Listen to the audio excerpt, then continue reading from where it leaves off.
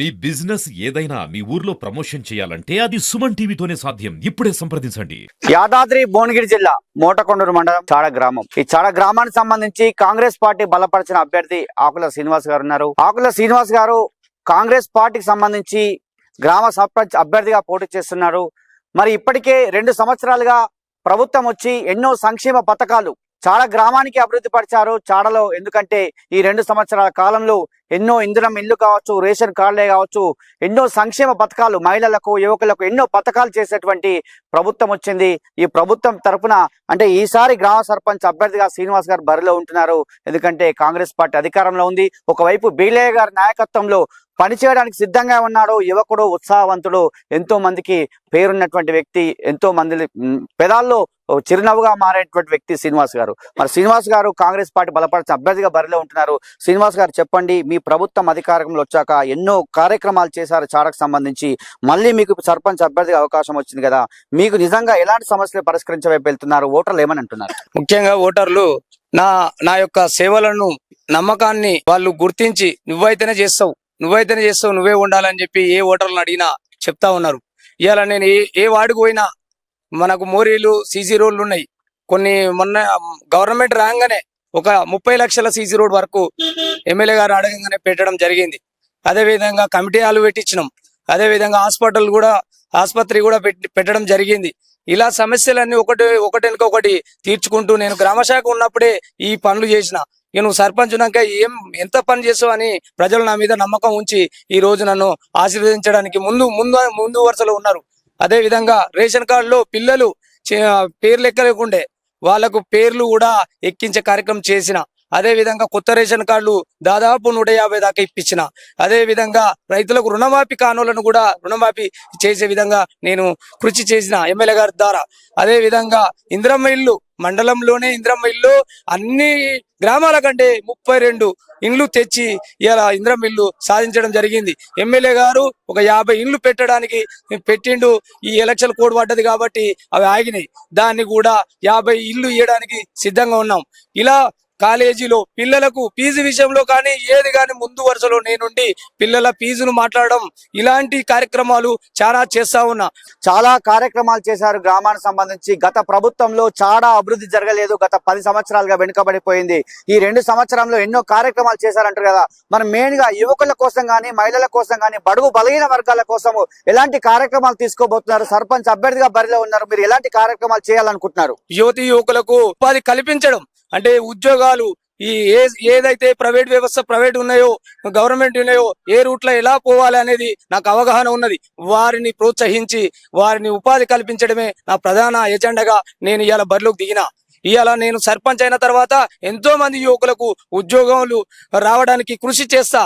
వారి కోసం ఈ లైబ్రరీ లాంటిది ఏర్పాటు చేసి స్టడీ హాల్ను నేను కట్టించడానికి సహాయ సహకారాలను వాళ్ళకి అందిస్తానని నేను మీకు ఈ సుమన్ టీవీ ద్వారా నేను చెప్తా ఉన్నా. ప్రధానంగా శ్రీనివాస్ గారు, మీరు అత్యంత ఆప్తుడు బీలేలే గారికి. ఎందుకంటే శ్రీనివాస్ అంటే బీలేలే గారు శ్రీనివాస్ ఏం పడుందని చెప్పి అడిగేటువంటి వ్యక్తి. అదే విధంగా గ్రామంలో కూడా అందరికీ పరిచయం ఉన్నటువంటి వ్యక్తి శ్రీనివాస్ గారు. మరి ప్రధానంగా ఈ గ్రామానికి సంబంధించి అభివృద్ధి కుంటుబడిపోయింది. ఈ 2 సంవత్సరాల అభివృద్ధి జరుగుతుంది.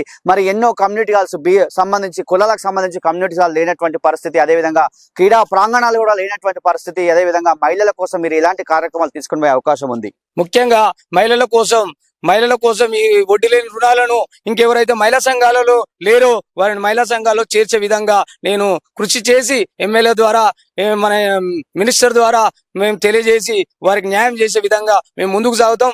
అదే విధంగా క్రీడా అంటే నేను ఫిజికల్ ఎడ్యుకేషన్, నేను ఫిజికల్ డైరెక్టర్ గా కేంద్రీయ విద్యాలయంలో సేవలు అందించి నేషనల్ ఇంటర్నేషనల్ ప్లేయర్ తయారు చేసినటువంటి వ్యక్తిని.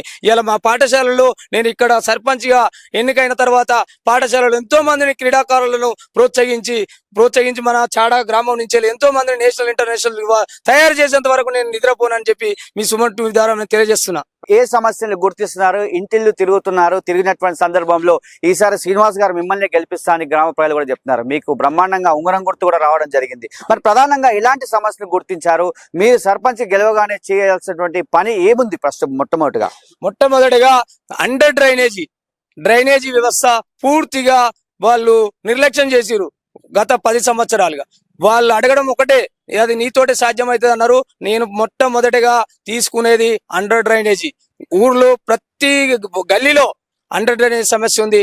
దాన్ని నేను సవాలుగా తీసుకొని దాన్ని పూర్తి చేస్తా. రెండో విడతగా ఇండ్లు వచ్చే అవకాశం ఉంది. అదే విధంగా పింఛన్లు కూడా రావడం జరుగుతుంది సంక్రాంతి తర్వాత అంటారు. మరి దానికి సంబంధించి బడుగు బలహీన వర్గాల కోసము ఎలాంటి కార్యక్రమాలు తీసుకుంటారు? ఎందుకంటే ప్రతి పేదవాడిని చిరునవ్వే మీకు కావాలంటారు కదా. అలాంటి సందర్భంలో ఇప్పుడు వచ్చేటువంటి ఇండ్లే కావచ్చు, ఇందిరం ఇండ్లే కావచ్చు, రేషన్ కార్డ్సే కావచ్చు, అదేవిధంగా పింఛన్లే కావచ్చు, అదేవిధంగా మహిళా శక్తి పథకాలే కావచ్చు, ఇవన్నీ లబ్ధిదారులకు ఏ విధంగా అందించాలని పక్షపాతంగా పనిచేస్తారా? ఎట్లా ఏ విధంగా పనిచేస్తారు మీరు?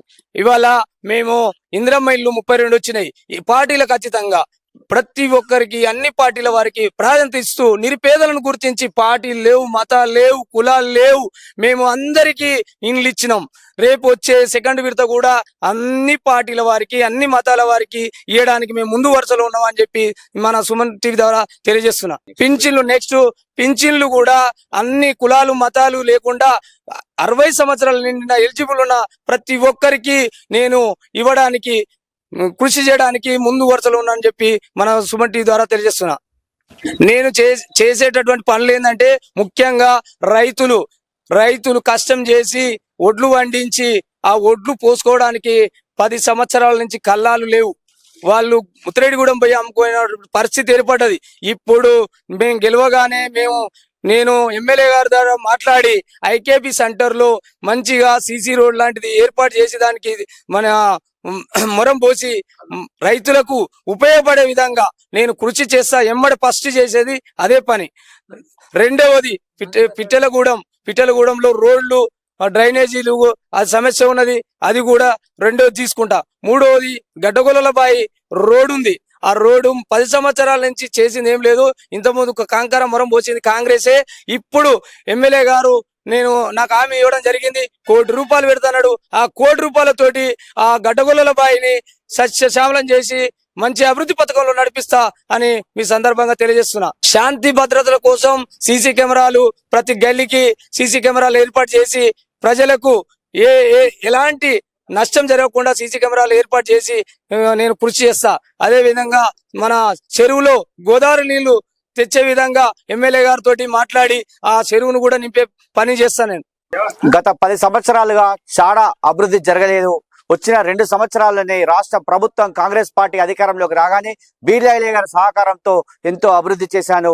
ఈ ఒక్క అవకాశం కనుక నాకు ఇచ్చినట్లయితే చాడను బంగారు చాడగా మారుస్తాను. చాడలో నేను విద్యావంతుని, తెలివివంతుని, ఎక్కడికైనా వెళ్ళి పని చేసుకునేటువంటి కెపాసిటీ నాకుంది. కాబట్టి ఖచ్చితంగా గ్రామ ప్రజలందరికీ చెప్తున్నాను, ప్రతి బీదవాడికి ప్రతి పేదవాడికి సహాయం చేసే ఉద్దేశంతోనే ఈ బరిలో ఉంటున్నాను. ఈసారి కాంగ్రెస్ పార్టీ బలపరిచే అభ్యర్థిగా బరిలో ఉంటున్నాను. ప్రభుత్వం అధికారంలో ఉంది కాబట్టి ఖచ్చితంగా ఏ పనైనా చేయడానికి సిద్ధంగా ఉన్నాను. ఈ ఒక్కసారి అవకాశం ఇచ్చి ఉంగరం గుర్తుపై ఓటేసి నన్ను అత్యధిక మెజార్టీతో గెలిపించినట్లయితే ఈ చాడాను బంగారు చాడగా మారుస్తానని చెప్పి ఆకుల శ్రీనివాస్ గారు మనతో చెప్తున్నారు. ఇది ఇక్కడ ఉన్న పరిస్థితి. కెమెరా అరుణ్తో శరత్ చాడా.